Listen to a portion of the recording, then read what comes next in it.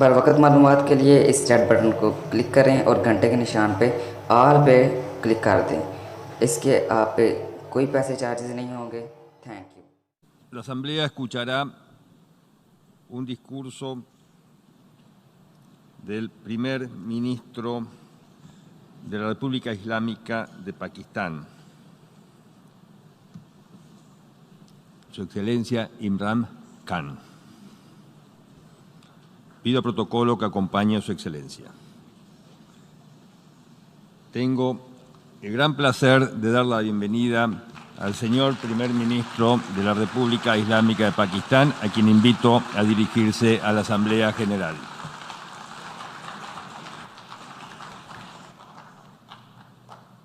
Bismillah ar-Rahman ar-Rahim. Iyyaka na'budu wa iyyaka nasta'in. Mr. President, Honorable Secretary General, Excellencies, ladies and gentlemen, I feel honored today to represent my country at this forum of world leaders, where we have a chance to discuss problems that the world is facing. I want to talk about a lot of problems, but just 4 today. And I especially came to this forum despite a difficult time in my country, facing challenges. I would not have come, but because I feel that there are some very urgent problems which the world must address. So first of all, I start with climate change. So many leaders have talked about climate change. But Mr. President, I feel that there is a lack of seriousness. Perhaps world leaders some of the leaders who can do a lot, do not realize the urgency of the situation. We have a lot of ideas, but as someone said, ideas without funding is mere hallucination. Pakistan, I'll give you start with my own country. Our country is amongst the top 10 nations in the world which are most affected by climate change. We depend upon our rivers. We are mainly an agricultural country. And 80% of the water in our rivers comes from our glaciers. The glaciers, not just on the Pakistani side, even India. The river, the 80% of the water in Ganges and the Indian rivers also comes from the glaciers, from the Himalayan glaciers, Karakoram, Hindu Kush. And these glaciers are melting at quite a rapid pace. We detected already 5,000 glacial lakes in our mountains. And if this keeps going, if nothing is done, we are scared that humans are facing a huge catastrophe. In my country, when my party came to power in the province of KP, we planted 1 billion trees in 5 years. Now we've set ourselves a target of 10 billion trees in Pakistan. Idea being to counter the effects of global warming. But one country cannot do anything. This has to be a combined effort of the world. My optimism comes from the fact that humans, the Almighty has endowed humans with great powers. We can do anything, provided our survival instinct is stirred up. And this is really what I hope that the United Nations will take a lead in this. There must be more emphasis. Richer countries must be pushed. Countries that are responsible for, mainly are responsible for greenhouse gas emissions. They must be pushed because our country contributes minuscule amount to greenhouse gases. So I feel that the United Nations must take leadership in this. My second issue for me right now is even more critical. Mr. President, every year, billions of dollars leave the poorer countries and go towards rich countries. Billions of dollars siphoned off by the ruling elites of the developing world. And they find their way into Western bank accounts, offshore accounts, tax havens, expensive properties hidden behind companies bought in Western capitals. Mr. President, this is devastating the developing world. This is causing more poverty, debts. It's impoverishing the developing world. The difference between rich and poor countries is growing because of this. Money laundering, which happens because money leaves the poorer countries into rich countries, is not treated the same as, for instance, money from drugs or terror financing. The seriousness which terror financing and money from drugs, the way it is treated, it's not the same. The way the poor countries are being plundered by their elites. It's not happening. In my country, when I took charge of our government a year back, in the 10 years preceding that, our total debt went up 4 times. The debt we had accumulated in 60 years, just in 10 years, it went up 4 times. As a result, the total revenue we collected in 1 year, half of it went into debt servicing. How are we going to spend money on our human beings, 220 million people, when half the money is going into debt servicing? Because our country was plundered by the elites, the ruling elite.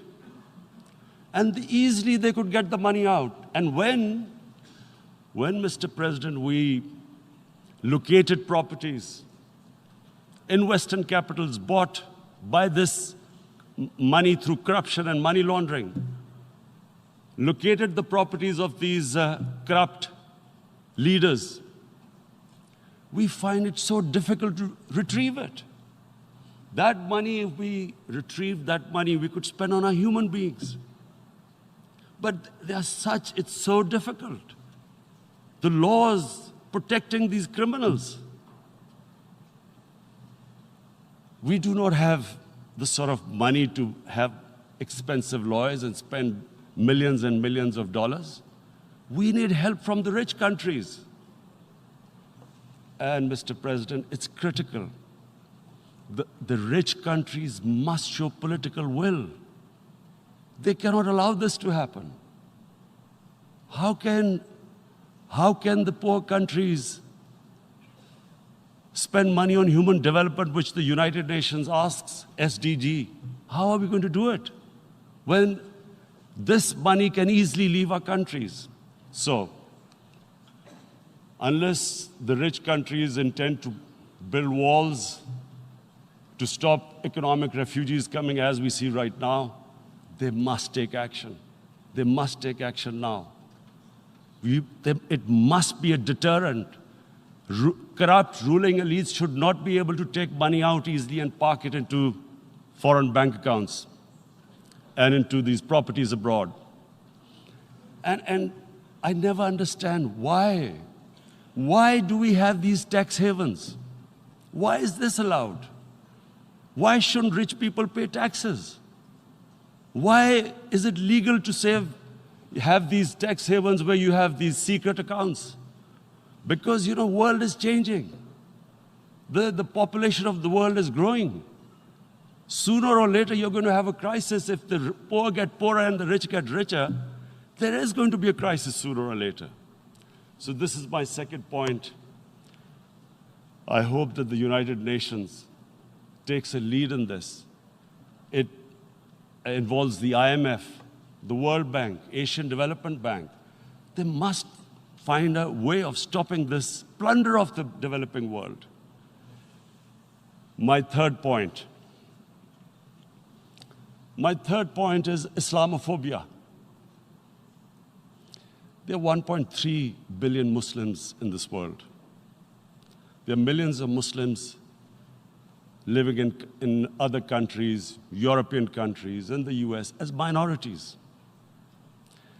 Islamophobia, since 9/11, has grown at a pace where it is alarming. Human communities live together. There should be understanding amongst them. But Islamophobia is creating a division. Muslim women wearing hijab, it's become an issue. It's become an issue in some countries. Hijab is some sort of a weapon. A woman can take off her clothes in countries, but she can't put on more clothes.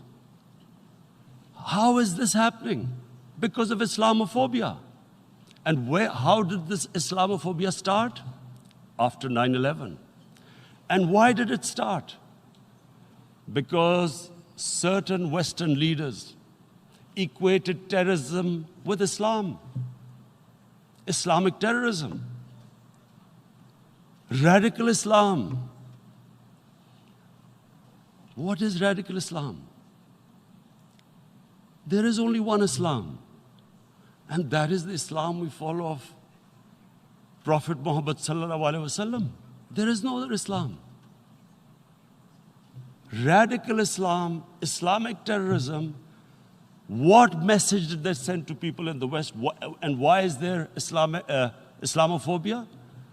How is a person in New York, in the Midwest, in the US, in European capital, how is he going to distinguish between who is a moderate Muslim and who's a radical Muslim?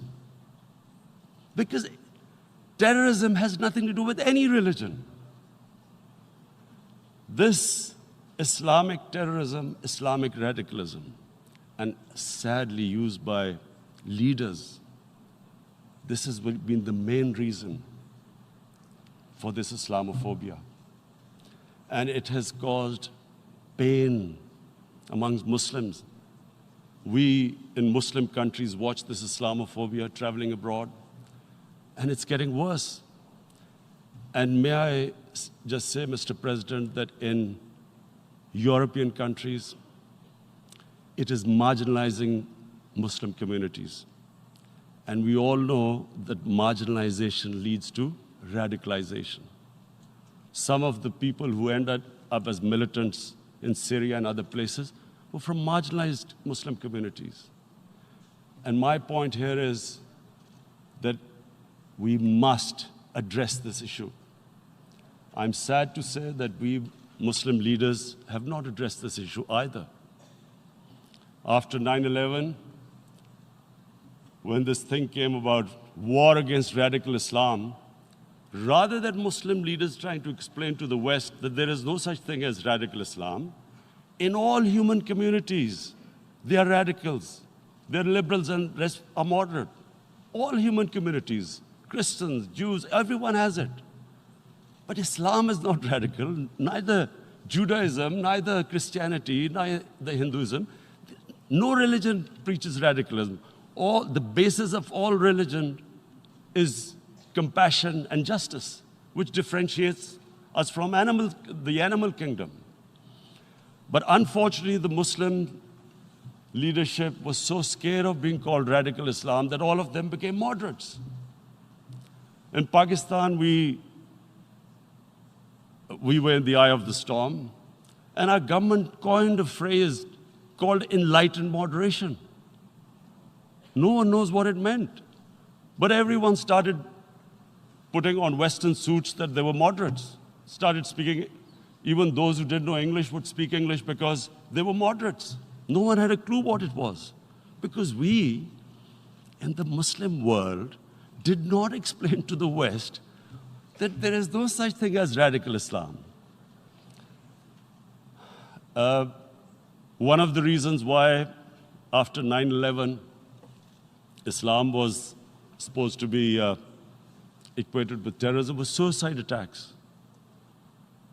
Because the 9/11 bombers did a suicide attack, all sorts of theories came up that the Muslims are involved in suicide attacks because they will get virgin in heavens. Some came up with, what about women, suicide attackers? So this bizarre thing happened. No one explained. Suicide attacks and Islam were equated. No one did research that before 9/11, the majority of suicide attacks in the world were by Tamil tigers, who were Hindus. No one blamed Hinduism, and quite rightly. What has Hinduism got to do with what desperate people were doing in Sri Lanka? We all know about, we've seen films about Japanese kamikaze pilots at the end of the Second World War doing suicide attacks. No one blamed the religion. But here we were trying to prove we were moderates and not explaining to the West.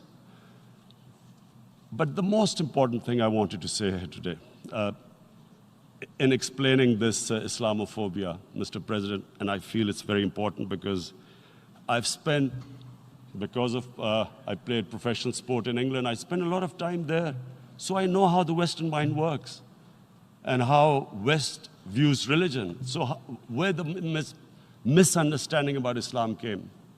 And one of the reasons it caused Islamophobia. That was, in 1989, this book was published, maligning, insulting, ridiculing our Prophet Muhammad sallallahu alaihi wasallam. And there was a reaction in the Muslim world. The West couldn't understand what was the problem. Because in the West, because I have spent so much time in the West, religion is perceived completely differently. They don't look upon religion like we do. And so, Islam was supposed to be an intolerant religion. It was against freedom of expression. And Islam took a real beating 30 years ago. I still remember it became a watershed.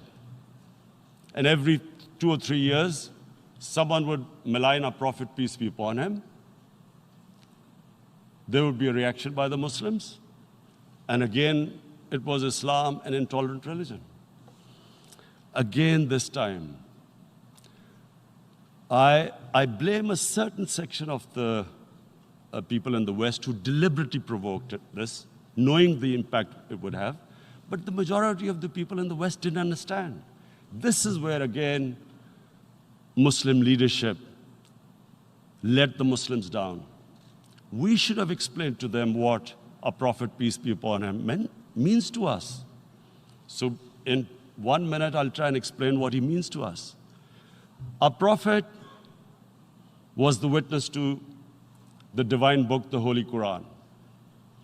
The Holy Quran is the book of guidance for Muslims, and the Prophet's life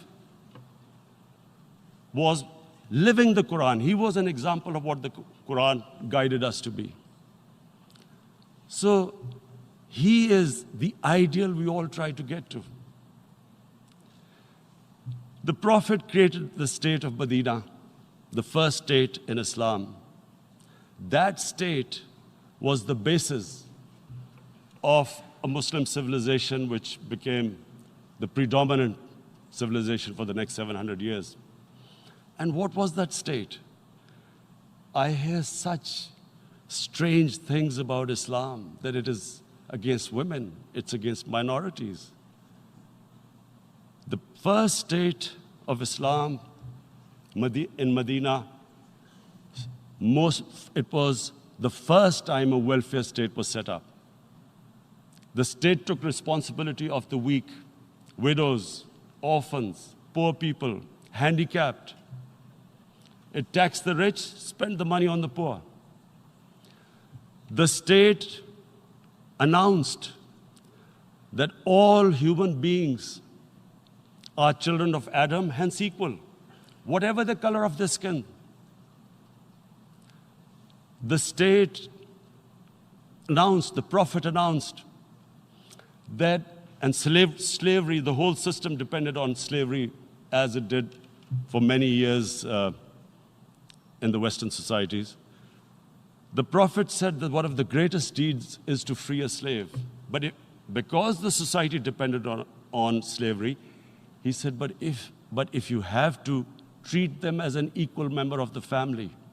And as a result, something happened in a Muslim world which hasn't happened in any other civilization.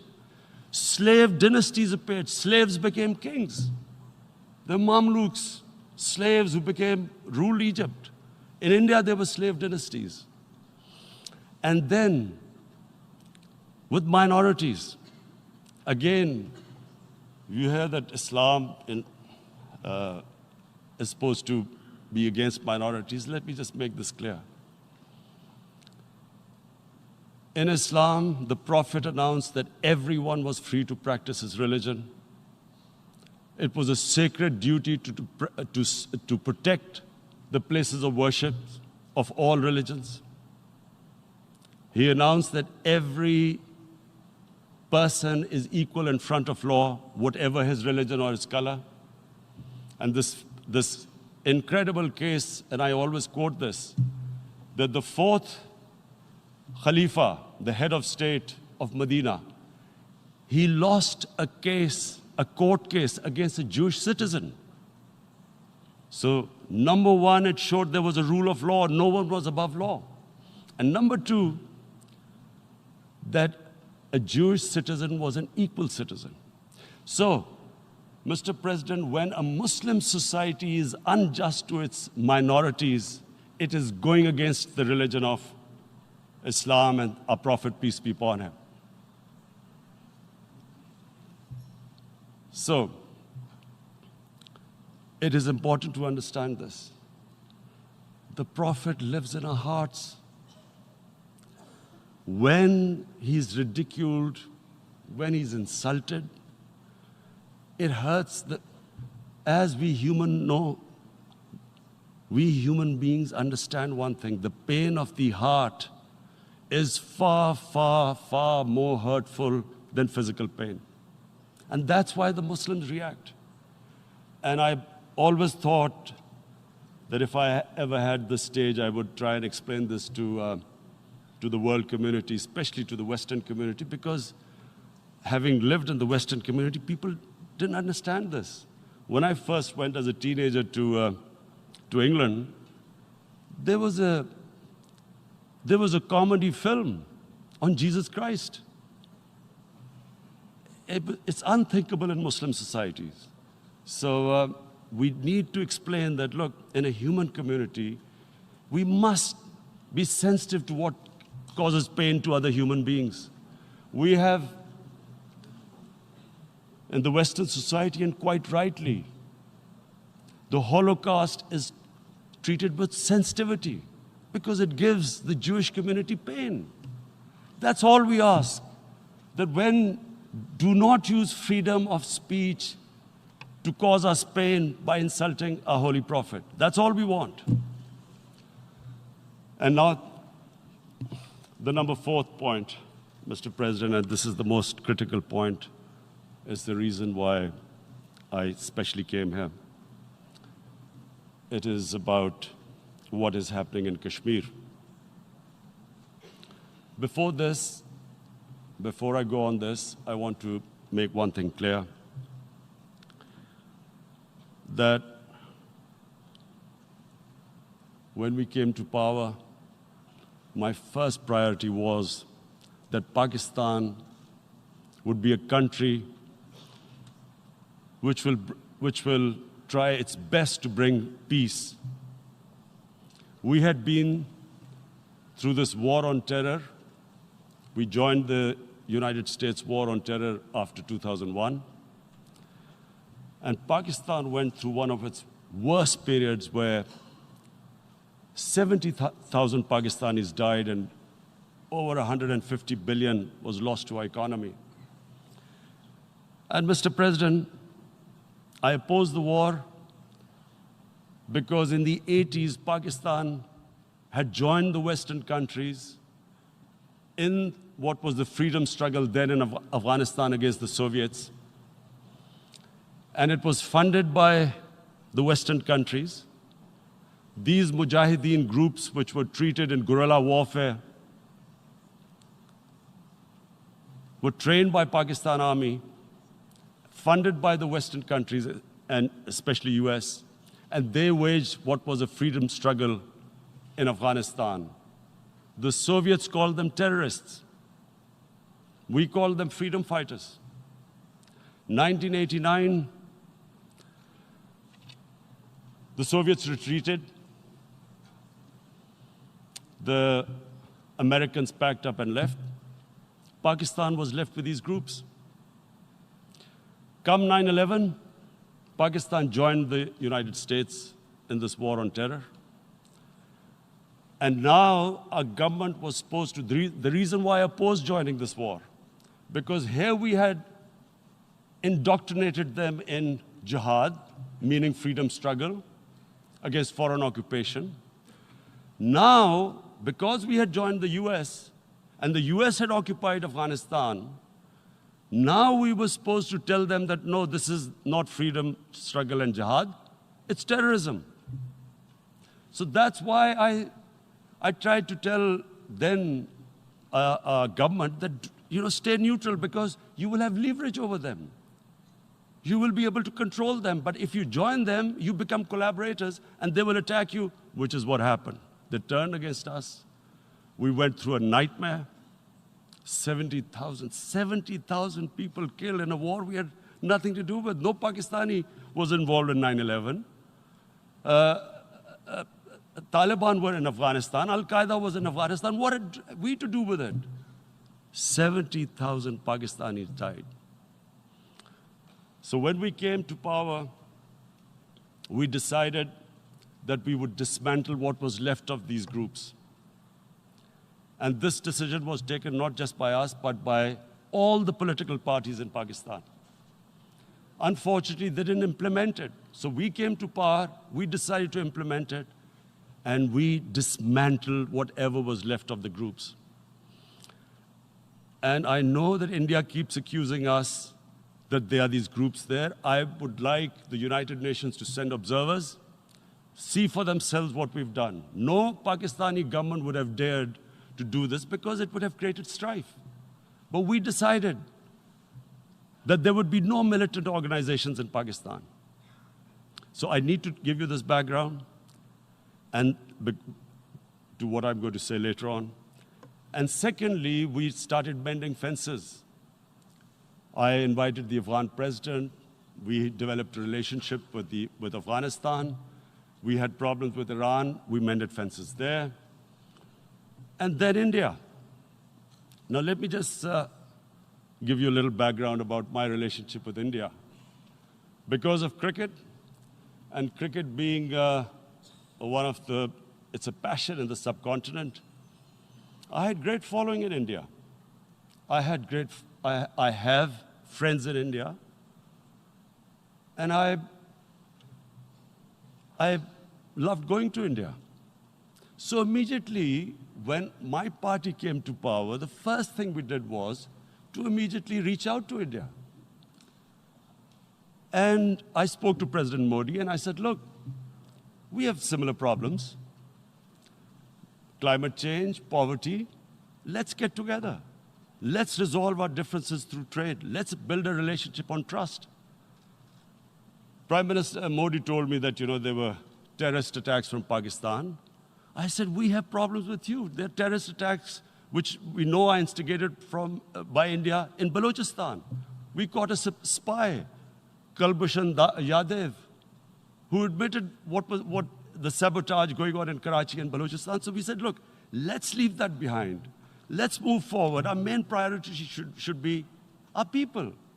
The highest number of poor people live in the Indian subcontinent. Unfortunately, didn't make any headways. Our foreign ministers were supposed to meet on this in the UNGA last year. India canceled it.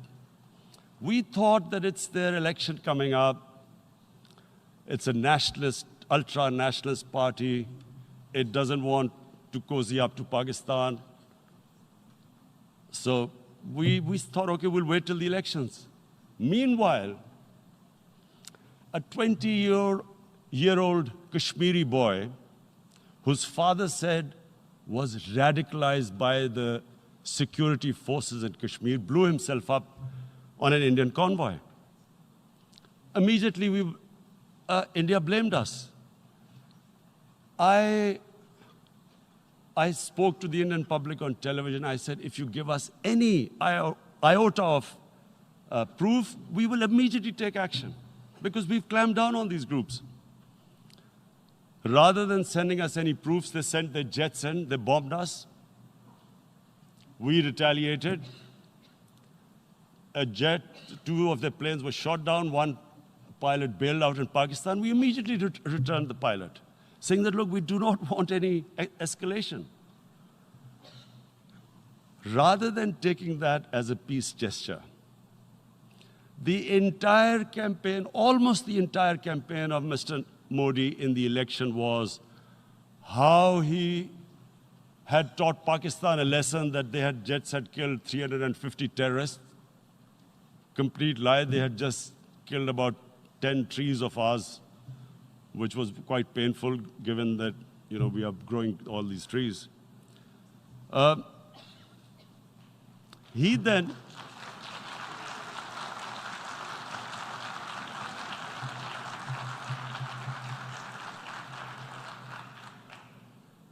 the election campaign, Mr. Modi used words like, this is just a trailer. The movie is about to start. I went into Pakistan and taught them a lesson. This was the election campaign.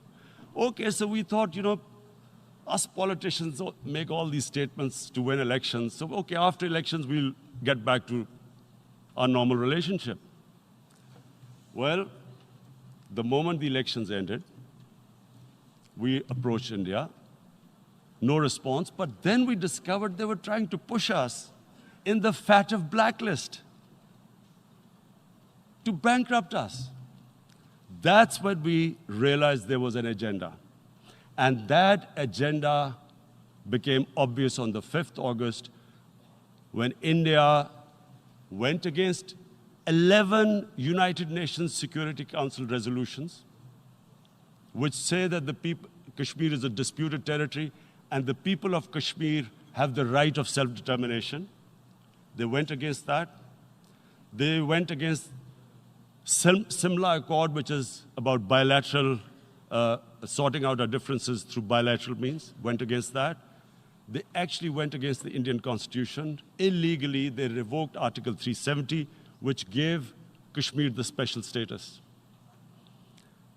They got an extra 180,000 troops there. Total number of security forces in Kashmir now are 900,000. And they put 8 million people of Kashmir under curfew.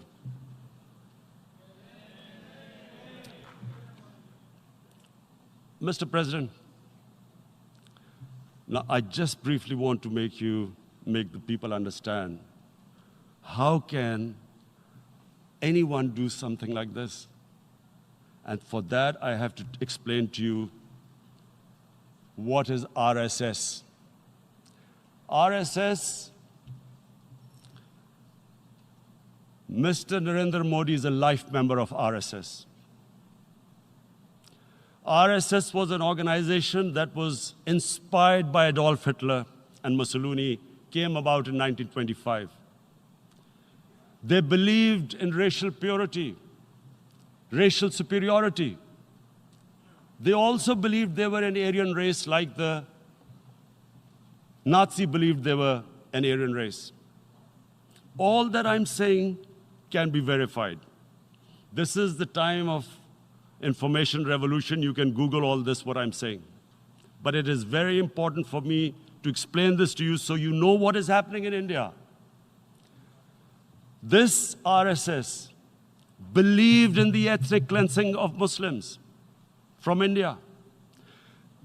At one point, there was racial superiority of the Hindu race.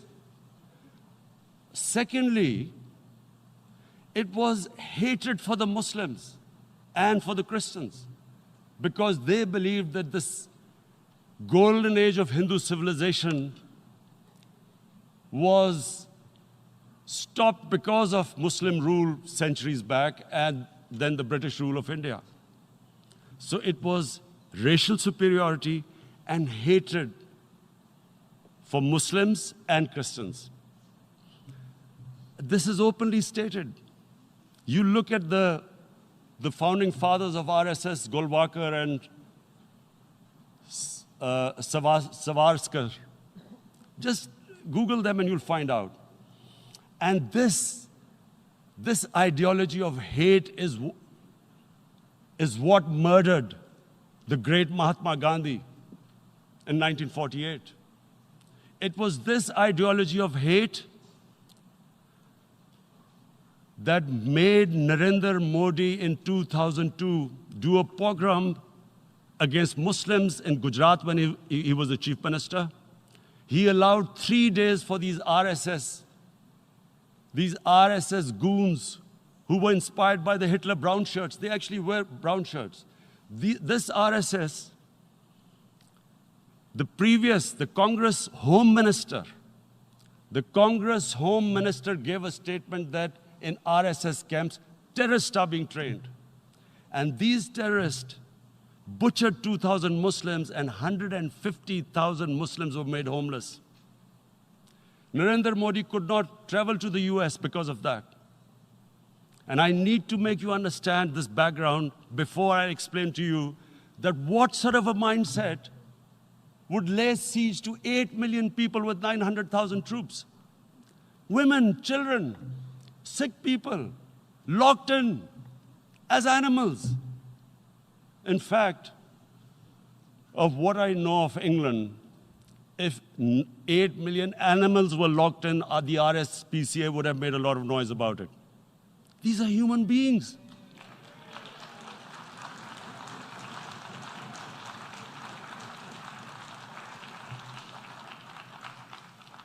And Mr. President, what comes with racial superiority, these illusions of Aryan superior race, is arrogance. The two go together. And it's arrogance that makes people make mistakes and do stupid things. Cruel things like what Narendra Modi has done. It's sheer arrogance. And it's arrogance that has blinded him from the fact that what is going to happen when the curfew is lifted? Has he thought about it? This hasn't been thought through. What is he going to do when he lifts the curfew? Does he think that people of Kashmir will quietly accept the status quo because India has changed the constitution and taken away the special status? They'll accept that? Mr. President, 100,000 Kashmiris have died in the past 30 years because they were denied the right given by the United Nations, the right for self-determination. 100,000 have died and 11,000 women have been raped. There are 2 human rights, United Nations human rights reports on this. The world hasn't done anything because India is a huge market, 1.2 billion people. Sadly, the material prevails over the human. But this has serious consequences. Again, I repeat, that's why I'm here. Look,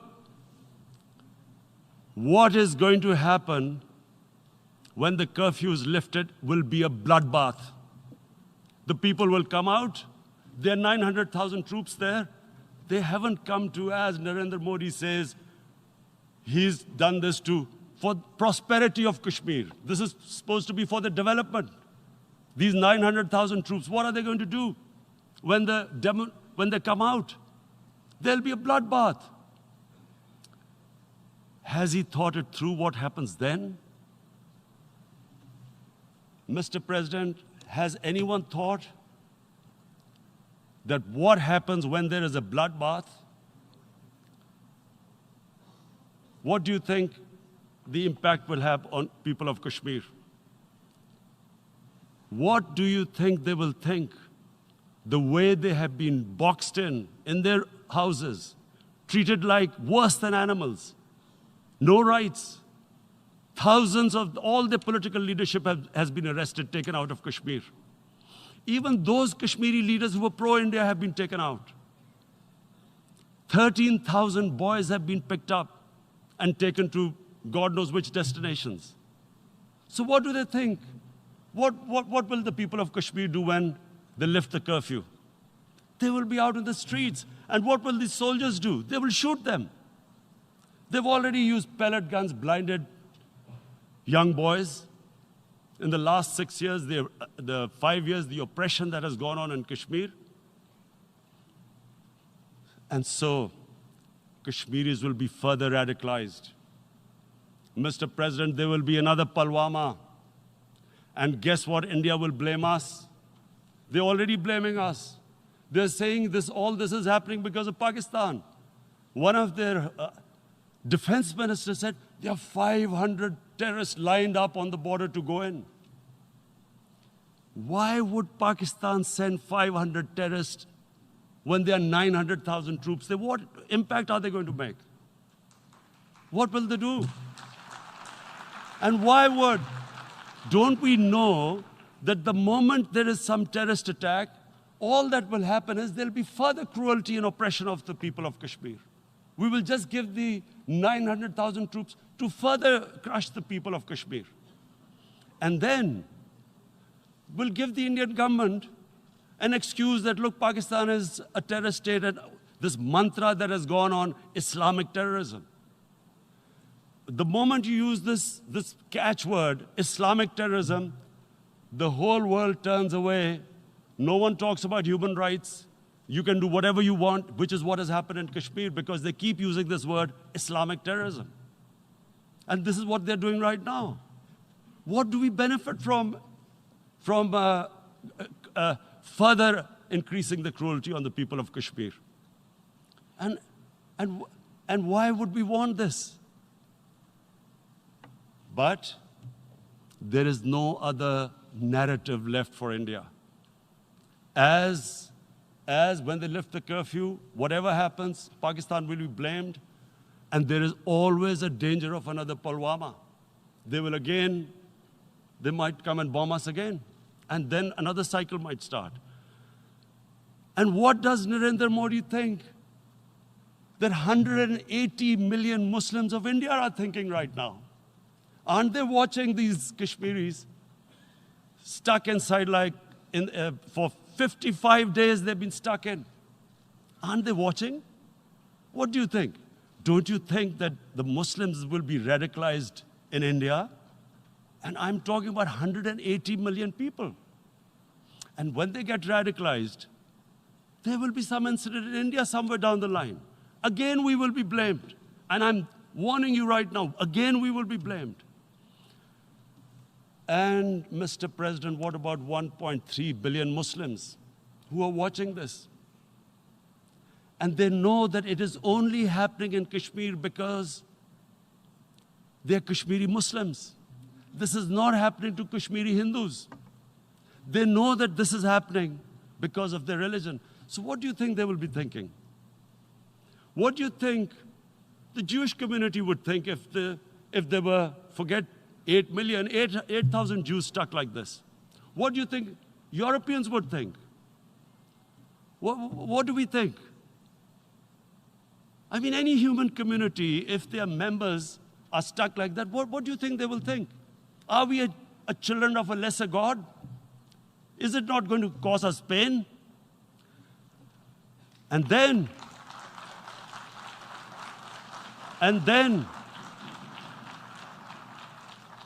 I'll tell you what will happen. People will, in the 1.3 billion Muslims, someone will pick up arms. I know we've been brought up with films Western films. This good, decent guy doesn't get justice. He decides to pick up a gun and start seeking justice. There was a film made in New York, famous film called Death Wish. This guy gets mugged by and his family, his wife gets killed or something. He can't get justice.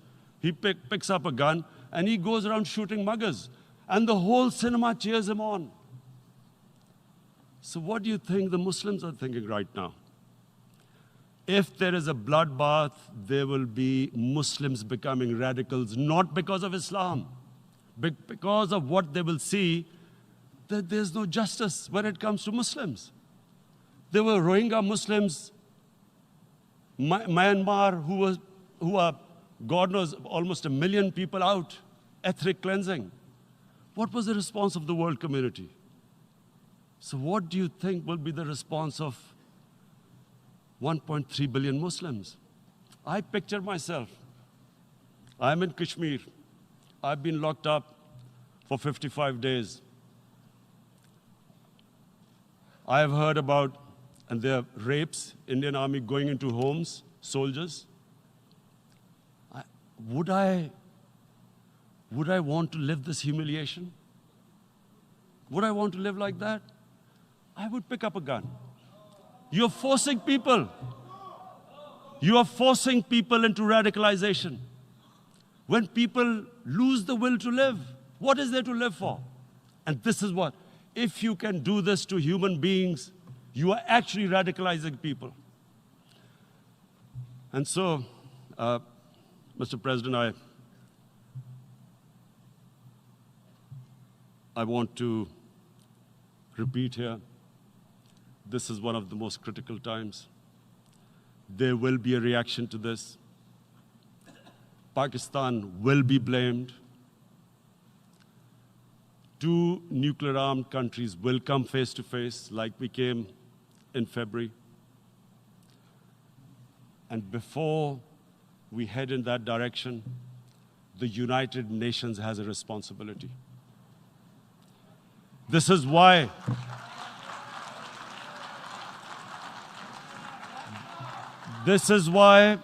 the United Nations came into being in 1945. You were supposed to stop this happening. I feel we are back to 1939, Munich. Czechoslovakia has been taken, annexed. What is the world community going to do? Is it going to appease a market of 1.2 billion, or is it going to stand up for justice and humanity?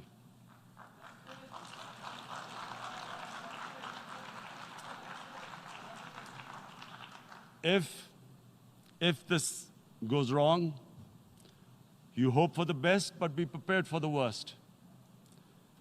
If a conventional war starts between the 2 countries, Mr. President, if a conventional war starts, and anything could happen, but supposing a country 7 times smaller than its neighbor is faced with the choice, either you surrender or you fight for your freedom till death, what will we do? I ask myself this question. And my belief is, La ilaha illallah, there is no God but one. And we will fight. And when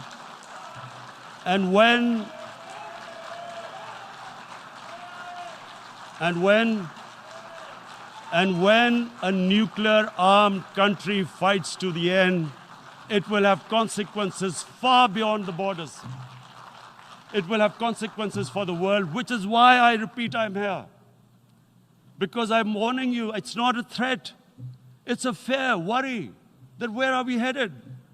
And I've come here to tell the UN, you've got to, this is a test for the United Nations. You are the one who guaranteed the people of Kashmir the right of self-determination. They are suffering because of that. And this is the time.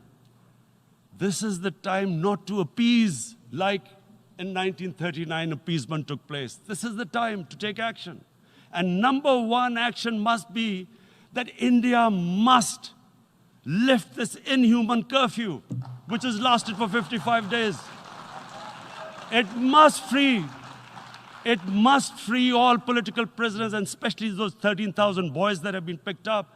Parents don't know where they've disappeared. And then